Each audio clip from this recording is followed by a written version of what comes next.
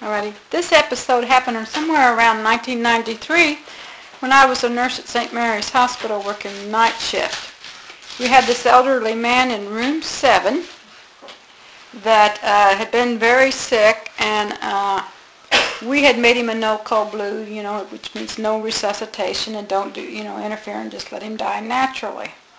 So anyway, his heart rate started dropping and stuff, and on the EKG monitor, he was on like a telemetry unit, and you could see on the monitor. So we went down to look at him, Marlena and I, and he was starting to have kind of gasping breaths and getting close to death. So naturally, we didn't, do anything for him because that, he had some chronic illnesses and stuff that there was no way he could, ever live a normal life, and that was why he wasn't going to be resuscitated. So we just kind of were just standing there with him for him to die.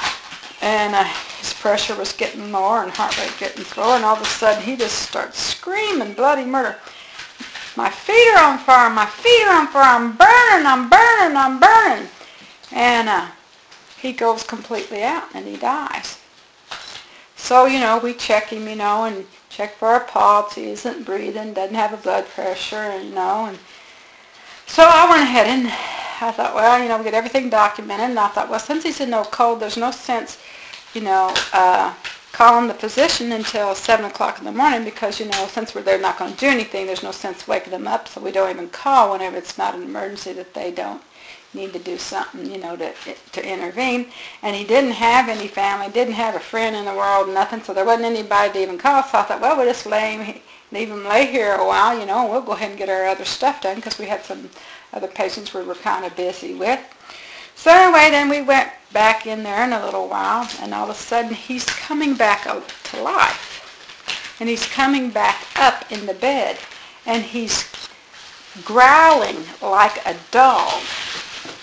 And he's got his hands up in front of him and out in front of him, and he's got them hands curved up, and like he's clawing his way out of something, and he's growling, and he's going